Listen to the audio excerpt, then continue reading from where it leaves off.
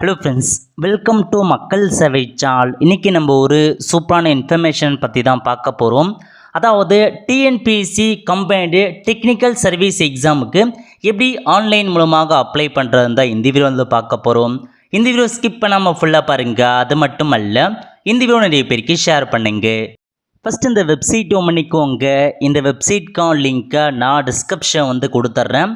tnpsc.government.in இதான் வந்து பார்த்தா அஃபிஷியல் வெப்சைட். ஓகே, ரீசெண்டாக டிஎன்பிஎஸ்சிலேருந்து combined technical service examination diploma IT லெவலுக்கான வேலையை இப்போ வந்து அறிவிச்சிருக்காங்க. பல்வேறு பதவிகள் கொடுத்துருக்காங்க. இதுக்கு நீங்கள் 12th ஐடி டிப்ளமோ முடித்தவங்க தாராளமாக அப்ளை பண்ணிக்கோங்க. எந்தமான பதவி கொடுத்துருக்காங்க, கல்வி தகுதி என்ன, எக்ஸாம் எப்படி இருக்க போது, ஏஜ் லிமிட் என்ன, இதை பற்றின மொத்த இன்ஃபர்மேஷன் நம்ம சேனலில் வீடியோ வந்து போட்டிருக்கோம்.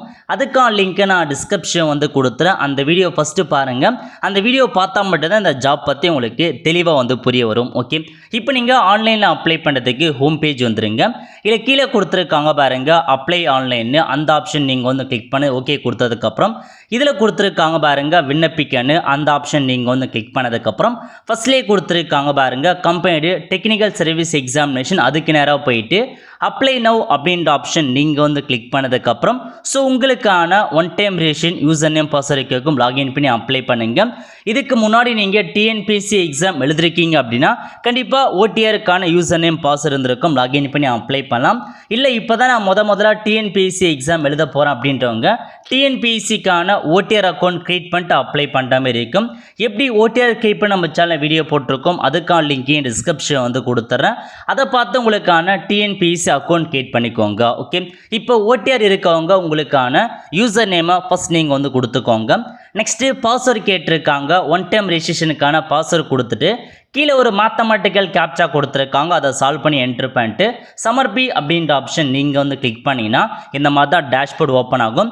அப்படியே கீழே வந்தீங்க அப்படின்னா இப்போதைக்கு கீழே கொடுத்துருக்காங்க பாருங்கள் கம்பெனி அந்த எக்ஸாமினேஷனில் போயிட்டு கிளிக் ஹியர் டு அப்ளை அப்படின்ற ஆப்ஷன் நீங்கள் வந்து கிளிக் பண்ணதுக்கப்புறம் நிறைய ஸ்டெப்ஸ் வந்து ஃபில் பண்ணுற மாதிரி இருக்கும்.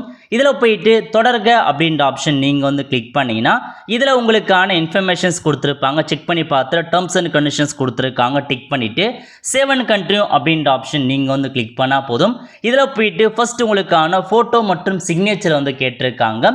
ஸோ ஃபோட்டோ பொறுத்த வரைக்கும் ஃபோட்டோக்கு கீழே உங்கள் பெயர், ஃபோட்டோ எப்போ எடுத்துங்க அதுக்கான தேதி கம்பல்சரி இருக்கணும். ஃபோட்டோ பொறுத்த வரைக்கும் 3 மாதத்துக்கு உள்ளே எடுத்த ஃபோட்டோவை நீங்கள் அப்லோட் பண்ண பாருங்கள். ஸோ அது மட்டும் இல்லாமல் கீழே வந்து பார்த்தா ஃபோட்டோ வந்து எந்த தேதியில் எடுத்தீங்க அப்படின்றதுக்கான தேதி நீங்கள் கொடுக்குற மாதிரி இருக்கும். ஸோ சூஸ் ஃபோட்டோ அப்படின்ற ஆப்ஷன் நீங்கள் வந்து கிளிக் பண்ணி ஃபோட்டோ அப்லோட் பண்ணிட்டு சேவ் ஃபோட்டோ கொடுத்துக்கோங்க. அதே மாதிரி தான் சிக்னேச்சர் கரெக்டாக ரைசைஸ் பண்ணுறது, சேவ் சிக்னேச்சர் அப்படின்ற ஆப்ஷன் நீங்கள் வந்து கிளிக் பண்ணதுக்கப்புறம் ஃபோட்டோ மற்றும் சிக்னேச்சரை கரெக்டாக நீங்கள் அப்லோட் பண்ணிக்கோங்க ஆஸ் பர் கைட்லைன்ஸ் படி. ஓகே, அதுக்கப்புறம் அப்படியே கீழே வந்தீங்க அப்படின்னா ஃபார் வெரிஃபிகேஷன் பர்பஸ்ன்னு இருக்க பாருங்கள். இதில் போயிட்டு உங்களுடைய ஒன் டைம் ரெஜிஸ்ட்ரேஷனில் உங்களுக்கான இன்ஃபர்மேஷன்ஸ் எப்படி இருக்குது எக்ஸாக்டாக அதேமாரி கொடுக்குற மாதிரி இருக்கும். ஸோ ஃபஸ்ட்டு உங்கள் பெயர், ஒன் டைம் ரெஜிஸ்ட்ரேஷனில் உங்கள் பேர் எப்படி இருக்கோ அதேமாரி கொடுத்துக்கோங்க. நெக்ஸ்ட்டு டேட் ஆஃப் பர்த் கேட்டிருக்காங்க. இதுவும் வந்து பார்த்தா ஒன் டைம் ரெஜிஸ்ட்ரேஷன் அக்கௌண்ட்டில் உங்கள் டேட் ஆஃப் பர்த் எப்படி கொடுத்தீங்களோ சேம் அதேமாரி இருந்தால் மட்டும்தான் மேட்ச் ஆகும், இல்லை மிஸ் மேட்ச்னு காமிக்கும். நெக்ஸ்ட் ஜெண்டர் கேட்டிருக்காங்க, மேல்னா மேல் கொடுங்க, ஃபீமேல்னா ஃபீமேல் கிளிக் பண்ணிக்கோங்க. அதேமாரி கம்யூனிட்டி கேட்டிருக்காங்க, எந்த கம்யூனிட்டி செட் பண்ணிட்டு மொபைல் நம்பர், மெயில் ஐடி எல்லாமே கொடுத்துக்கோங்க. எல்லாமே உங்கள் ஓடிஆர் அக்கௌண்ட்டில் எப்படி இருக்குது எக்ஸாக்டாக அதேமாரி கொடுத்தா மட்டும்தான் உங்களுக்கு வந்து மேட்ச் ஆகும். ஓகே, எல்லாமே என்டர் பண்ணிட்டு டேர்ம்ஸ் அண்ட் கண்டிஷன்ஸ் கொடுத்துருக்காங்க, டிக் பண்ணிட்டு சேவ் அண்ட் ப்ரொசீட் அப்படின்ற ஆப்ஷன் நீங்கள் வந்து கிளிக் பண்ணதுக்கப்புறம் அட்ரஸ் ஓப்பன் ஆகிடுச்சு. உங்கள் அட்ரஸ் கரெக்டாக செக் பண்ணி பார்த்துக்கோங்க. கரெக்டாக இருந்தால் ஓகே, தப்பாக இருக்குது அப்படின்னா எடிட் இன் ஓடிஆர் அப்படின்ற ஆப்ஷன் நீங்கள் வந்து கிளிக் பண்ணி எடிட் பண்ணிக்கலாம். ஸோ கரெக்டாக இருந்தால் டேர்ம்ஸ் அண்ட் கண்டிஷன் டிக் பண்ணிவிட்டு சேவ் அண்ட் கண்டினியூன்னு இருக்குது பாருங்கள், அந்த ஆப்ஷன் நீங்கள் வந்து கிளிக் பண்ணால் போதும். இந்த பேஜ் சேவ் ஆகிட்டு அடுத்த பேஜ் வந்து ஓப்பன் ஆகும். ஓகே, அடுத்த கட்டமாக லிஸ்ட் ஆஃப் போஸ்டிங் கொடுத்துருக்காங்க. மொத்தமாக வந்து ஒரு 29க்கு மேற்பட்ட பதவிகள் உங்களுக்காக கொடுத்துருக்காங்க. அதாவது உங்களுடைய கல்வி தகுதி, நீங்கள் எக்ஸாமினேஷனை பொறுத்த வரைக்கும் சப்ஜெக்ட் பேப்பரில் தான் எக்ஸாம் இருக்க போது, அந்த மாதிரி உங்களுடைய சப்ஜெக்ட் பேப்பருக்கு எத்தனை போஸ்டிங் தகுதி இருக்கோ அத்தனை போஸ்டிங் என்ன சைட் பண்ண பாருங்கள். ஏன்னா எக்ஸாமினேஷனை பொறுத்த வரைக்கும் ஒரே மாதிரி வைக்க போகிறாங்க. ஸோ சப்ஜெக்ட் பேப்பர் காமனாக இருக்குன்னா மட்டும் நீங்கள் அந்த பதவிக்கெலாம் சைட் பண்ணுங்கள். ஸோ இதான் உங்களுக்கான இன்ஃபர்மேஷன். ஓகே, என்னமான பதவி நீங்கள் கரெக்டாக சைட் பண்ண பாருங்கள். நோட்டிஃபிகேஷனில் ஒவ்வொரு பதவிக்கான குவாலிஃபிகேஷன் தனித்தனியாக மென்ஷன் பண்ணியிருக்காங்க. அதில் போயிட்டு உங்கள் குவாலிஃபிகேஷன் எதுக்கு வந்து எந்த பதவிக்கு வந்து கரெக்டாக இருக்குது அப்படின்றத பார்த்து நீங்கள் செலக்ட் பண்ணுற மாதிரி இருக்கும். அதிகபட்சமாக 10th 12th குவாலிஃபிகேஷனுக்கு ஒரே ஒரு பதவி கொடுத்துருக்காங்க. ஐடிஐ முடித்தவங்க டிப்ளமோ முடித்தவங்க மட்டும் தான் அப்ளை பண்ண, மற்றவங்க அப்ளை பண்ண முடியாது. ஸோ 29 பதவியில் ஒவ்வொரு பதவியும் கரெக்டாக நீங்கள் செக் பண்ணி பார்த்து உங்கள் கல்வி தகுதிக்கு எந்தெந்த பதவிலாம் கரெக்டாக இருக்கோ அதை மட்டும் நீங்கள் செலக்ட் பண்ணி அப்ளை வந்து பண்ண பாருங்க. ஓகே, ஸோ லிஸ்ட் ஆஃப் போஸ்ட்டில் 29 பதவிகள் கொடுத்துருக்காங்க. உங்கள் கல்வி தகுதிக்கு எந்தமான பதவிகள்லாம் உங்களுக்கு ஓகே ஆகுதோ எலிஜிபிலிட்டி ஆகுதோ அந்த எல்லா பதவியுமே தாராளமாக நீங்கள் செலக்ட் பண்ணிக்கலாம். ஓகே, ஸோ எல்லாமே எந்த பதவி அப்படின்றத கரெக்டாக டிசைட் பண்ணிங்க. ரொம்ப இம்பார்ட்டண்டான பேஜ் தான். ஏன்னா நிறைய பேர் மிஸ்டேக் பண்ணுறதுக்கான வாய்ப்பு இருக்குது. ஸோ கரெக்டாக கொடுத்துட்டு ஸோ டேர்ம்ஸ் அண்ட் கண்டிஷன்ஸ் கொடுத்துருக்காங்க, டிக் பண்ணிவிட்டு சேவ் அண்ட் நெக்ஸ்ட் அப்படின்ற ஆப்ஷன் நீங்கள் வந்து கிளிக் பண்ணால் போதும், உங்களுக்கு அடுத்த பேஜ் வந்து ஓப்பன் ஆகும். ஸோ என்னமான பதவின்றத கரெக்டாக நீங்கள் செட் பண்ணிக்கோங்க. Okay, so save and continue கொடுத்ததுக்கப்புறம் அடுத்த கட்டமாக நீங்கள் வந்து டிஃப்ரெண்ட் ஏபிள் பர்சனாக இருக்கீங்க அப்படின்னா எஸ் கொடுத்து அதுக்கான இன்ஃபர்மேஷன்ஸ் ஃபில் பண்ணுங்க, இல்லைனா நோ அப்படின்ற ஆப்ஷன் நீங்கள் செட் பண்ணலாம். அதேமாரி டிஃப்ரெண்ட் ஏபிள் பர்சனுக்கு மட்டும் தமிழ் மொழி கட்டாய தகுதி விலக்கு அளிக்கிறாங்க. அப்படி உங்களுக்கு விலக்கு வேணுன்றவங்க மட்டும் எஸ் கொடுத்துக்கோங்க. நார்மலாக இருக்காங்க பாருங்கள், டிஃப்ரெண்ட் ஏபிள் பர்சன் இல்லாதவங்க நீங்கள் சிம்பிளாக நோ அப்படின்ற ஆப்ஷன் நீங்கள் வந்து செட் பண்ணிக்கலாம். அதுக்கப்புறம் நீங்கள் எக்ஸ் சர்வீஸ் மேனாக இருக்கீங்கன்னா எஸ் கொடுத்துக்கோங்க, இல்லை நோ செட் பண்ணிக்கோங்க. செட் பண்ணிட்டு டேர்ம்ஸ் அண்ட் கண்டிஷன் கிளிக் பண்ணிட்டு சேவ் அண்ட் கண்டினியூ அப்படின்ற ஆப்ஷன் நீங்கள் வந்து கிளிக் பண்ணதுக்கப்புறம் அடுத்த பேஜ் வந்து ஓப்பன் ஆகும். ஓகே, இல்லை நீங்கள் கவர்மெண்ட் ஜாபான்னு கேட்டிருக்காங்க, கவர்மெண்ட் ஜாப்ல இருக்க எஸ் கொடுத்துக்கோங்க, இல்லாதவங்க நோ செட் பண்ணிக்கோங்க. நோ செட் பண்ணிங்க அப்படின்னா தற்போது என்னமான ஒர்க் பண்ணுறீங்க, ப்ரைவேட்டா அன்எம்ப்ளாய்டா செல்ஃப் எம்ப்ளாய்டுன்ற மாதிரி உங்களுக்கான ஜாபை செட் பண்ணிக்கோங்க. அதுக்கப்புறம் நீங்கள் கவர்மெண்ட் எம்ப்ளாயாக இருந்து உங்களை ரிசைன் பண்ணியிருக்காங்க, ரிமூவ் பண்ணியிருக்கான எஸ் கொடுத்துக்கோங்க, இல்லைன்றவங்க நோ செட் பண்ணிக்கோங்க. அதுக்கப்புறம் டிஎன்பிஎஸ்சியோ அல்லது மற்ற எக்ஸாம்பிளோ உங்களை வந்து டிபார் பண்ணியிருக்காங்க, டிஸ்குவாலிஃபைட் பண்ணியிருக்கான எஸ் கொடுத்துக்கோங்க. அப்படி இல்லைன்றவங்க நீங்கள் நோ வந்து செட் பண்ணலாம். அதேமாரி உங்கள் மீது கிரிமினல் கேஸ் இருக்குன்றவங்க எஸ் கொடுத்துக்கோங்க, இல்லை நோ செட் பண்ணிக்கோங்க. நிர்ணயிக்கப்பட்ட உடல் தகுதி இருக்கான்னு கேட்டிருக்காங்க, இதுக்கு நீங்கள் எஸ் அப்படின்ற ஆப்ஷன் நீங்கள் செட் பண்ணிக்கலாம். அதேமாரி உங்களுடைய நிர்ணயிக்கப்பட்ட நோட்டிஃபிகேஷன் படி பார்வை திறன் கேட்டிருக்காங்க, உங்கள் போஸ்ட் படி அதுவே ஆட்டோமேட்டிக்காக உங்களுக்கான விஷன் ஸ்டாண்டர்ட் காமிக்கும், அதை மட்டும் நீங்கள் செட் பண்ணிக்கோங்க, இல்லை நோட்டிஃபிகேஷனை பார்த்து ரெஃபர் பண்ணிக்கோங்க. அதுக்கடுத்து நீங்கள் வந்து பார்த்தா அந்த நிறப்பாகுப்பாய்வு இருக்குது பாருங்கள், அதில் பாதிக்கப்படலான்னு கேட்டிருக்காங்க. ஸோ நோ செட் பண்ணிக்கோங்க. நைட் பிளைண்ட்னஸ் இருக்கவங்க எஸ் கொடுத்துக்கோங்க, அப்படி இல்லைன்றவங்க நோ அப்படின்ற ஆப்ஷன் நீங்கள் செட் பண்ணலாம். அதுக்கப்புறம் நீங்கள் ஒன்றுக்கு மேற்பட்ட உயிரிடம் இருக்க மனைவியை கொண்டுலாம் இருந்தால் எஸ் கொடுத்துக்கோங்க, இல்லைன்றவங்க நோ அப்படின்ற ஆப்ஷன் நீங்கள் வந்து செட் பண்ணிக்கோங்க. ஓகே, ஸோ கரெக்டாக கேட்குற இன்ஃபர்மேஷன் ஃபில் பண்ணிட்டு அந்த இடத்துல டேர்ம்ஸ் அண்ட் கண்டிஷன்ஸ் கொடுத்துருக்காங்க பாருங்க, அதை நீங்கள் செக் பண்ணிக்கோங்க. டிக் பண்ணிட்டு சேவ் அண்ட் கண்டினியூ அப்படின்ற ஆப்ஷன் நீங்கள் வந்து கிளிக் பண்ணதுக்கப்புறம் அடுத்த கட்டமாக எஜுகேஷன் குவாலிஃபிகேஷன் ஃபில் பண்ணுற மாதிரி இருக்கும். ஃபஸ்ட்டு 10th கேட்டிருக்காங்க பாருங்க, 10th ரிசல்ட் எப்போ வந்துச்சோ அதுக்கான தேதி கேட்டிருக்காங்க. ஸோ 10th ரிசல்ட் வந்ததுக்கான தேதியை கொடுத்துக்கோங்க. நெக்ஸ்ட் 10th நீங்கள் எந்த போர்டில் படிச்சிங்க, ஸ்டேட் போர்டா மெட்ரிகுலேஷனா சிபிஎஸ்சி அப்படின்றத நீங்கள் மேனுவலாக டைப் பண்ணிக்கோங்க. நெக்ஸ்ட் 10th சர்டிஃபிகேட் நம்பர் கேட்டிருக்காங்க, மார்க் ஷீட் நம்பரை கொடுத்துக்கோங்க. 10th தமிழ் ஒரு பாடம் படித்தவங்க எஸ் கொடுத்துக்கோங்க, படிக்காதவங்க நோ சைட் பண்ணிக்கோங்க.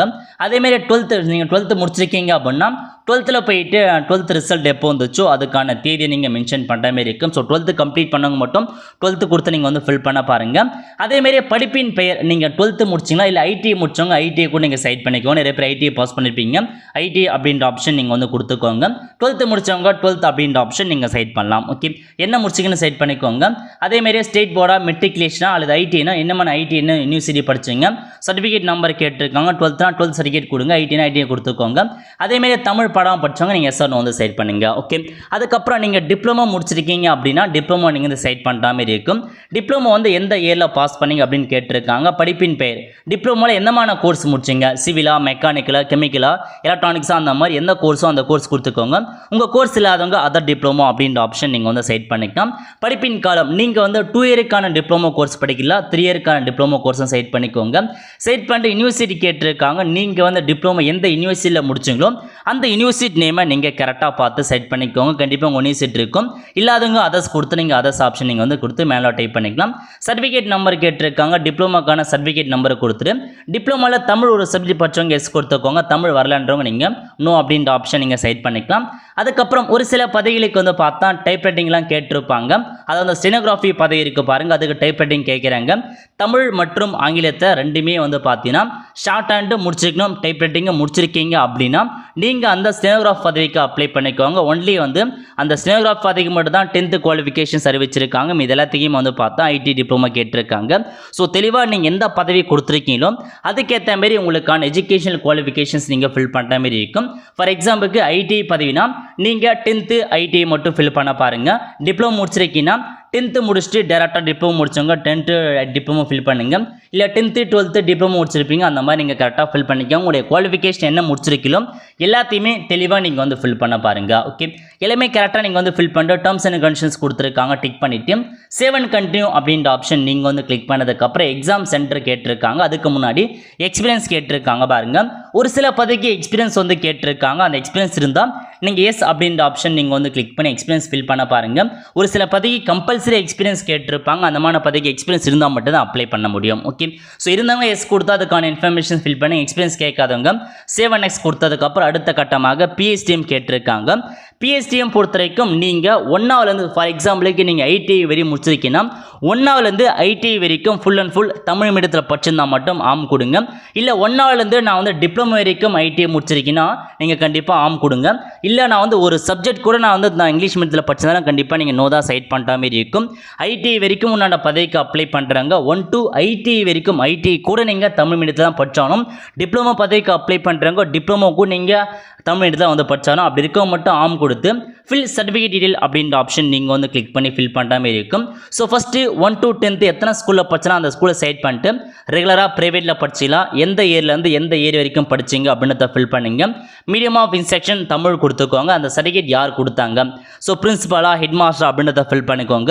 பிஎஸ்டிஎம் வந்து எந்த தேதியில் கொடுத்தாலும் அந்த தேதி என்னன்றதை நீங்கள் மென்ஷன் பண்ணுற மாதிரி இருக்கும். அதேமாரி உங்கள் ஸ்கூல் நேம் என்ன, உங்கள் ஸ்கூல் எந்த டிஸ்ட்ரிக்டில் இருக்குது, அதுக்கான பின்கோடு என்ன, எந்த டைப் கவர்மெண்ட்டா ப்ரைவேட்டாக எடா அப்படின்றத ஃபில் பண்ணிக்கோங்க. அதேமாரி 11th 12th அதுக்கான ஆப்ஷன்ஸ் பிஎஸ்டிஎம் ஃபில் பண்ணுங்க. ஐடி முடிச்சவங்க ஐடிக்கான பிஎஸ்டிஎம் ஃபில் பண்ணுற மாதிரி இருக்கும். டிப்ளமோ முடிச்சவங்க டிப்ளமோக்கான பிஎஸ்டிஎம் ஃபில் பண்ணுற மாதிரி இருக்கும். ஓகே, ஐடி டிப்ளமோ அந்த இங்கிலீஷ் மீடியத்தில் படிச்சவங்க நீங்கள் சிம்பிளாக இல்லை அப்படின்ற ஆப்ஷன் நீங்கள் ஃபில் பண்ணிட்டு பிஎஸ்டிஎம் வந்து பார்த்து தான் ஃபில் பண்ண தேவை. ஸோ கரெக்டாக வந்து ஃபில் பண்ணுங்கள், மிஸ்டேக் இல்லாத. ஓகே, ஸோ ஃபில் பண்ணிட்டு டேர்ம்ஸ் அண்ட் கண்டிஷன்ஸ் கொடுத்ததுக்கப்புறம் சேவ் அண்ட் ப்ரொசீட் அப்படின்ற ஆப்ஷன் நீங்கள் வந்து கிளிக் பண்ணதுக்கப்புறம் அடுத்த கட்டமாக எக்ஸாம் சென்டர் ஃபில் பண்ணுற மாதிரி இருக்கும். எல்லா டிஸ்ட்ரிக்ட்டுமே கொடுத்துருக்காங்க. உங்களுக்கு நியரஸ்ட்டாக இருக்க 2 டிஸ்ட்ரிக்டை நீங்கள் சைட் பண்ணிக்கோங்க. ஸோ எது கரெக்டாக இருக்கோ 2 டிஸ்ட்ரிக்டை நீங்கள் கொடுக்குற மாதிரி இருக்கும். அங்கே தான் உங்களுக்கான எக்ஸாம் சென்டர் ஒதுக்குவாங்க. ஓகே, அதுக்கப்புறம் உங்களுக்கான சப்ஜெக்ட் பேப்பர் என்னன்றதை செக் பண்ணி பார்த்துக்கோங்க. இதான் உங்களுக்கான எக்ஸாம் இருக்க போது. பேப்பர் 1 மற்றும் பேப்பர் 2 2 எக்ஸாம் வைக்கிறாங்க. நோட்டிஃபிகேஷன் பார்த்து தெரிஞ்சுக்கோங்க. ஸோ கேண்டிடேட் நோட் அப்படின்னு ஆப்ஷன்ஸ் கொடுத்துருக்காங்க. முக்கியமான இன்ஃபர்மேஷன் ப்ரெஸ்கிரைப்டு சப்ஜெக்ட் பேப்பராக இருந்தால் மட்டும் தான் அப்ளை பண்ண பாருங்கன்றதை கொடுத்துட்டாங்க. ஸோ ஈக்குவலண்ட்டாக இருக்கவங்க அப்பீரிங் பண்ணுங்க. பட் செலெக்ஷன் அப்போ வந்து ஸோ செலக்டர் போர்டு தான் கொடுத்துருக்காங்க. Okay, next payment category need to pay அப்படின்னு இருந்துச்சா நீங்கள் 100 ரூபாய் பேமெண்ட் பண்ணுற மாதிரி இருக்கும். இதுவே நீங்கள் எஸ்சி எஸ்டியாக இருக்கீங்கன்னா நீங்கள் ஃபீஸ் பேமெண்ட் பண்ணதால ஃப்ரீயாகவே அப்ளை பண்ணலாம். பிசி எம்பிசி கேட்டகரிக்கு நீங்கள் 3 தடவை டிஎன்பிசி எக்ஸாம் ஃப்ரீயாக அப்ளை பண்ணிக்கோங்க.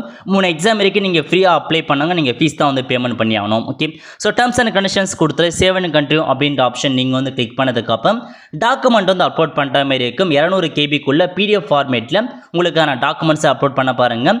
ஃபஸ்ட்டு ஜாதி சர்டிஃபிகேட் கேட்டிருக்காங்க. அந்த டைப் ஜாப் சர்டிஃபிகேட் நேராக போயிட்டு டைப் அப்படின்ற ஆப்ஷனை சர்டிஃபிகேட் கொடுத்துட்டு சூஸ் ஃபைல் அப்படின்ற ஆப்ஷன் நீங்கள் வந்து கிளிக் பண்ணி அப்லோட் பண்ணிட்டு அப்லோட் கொடுத்துனா அப்லோட் ஆகும்.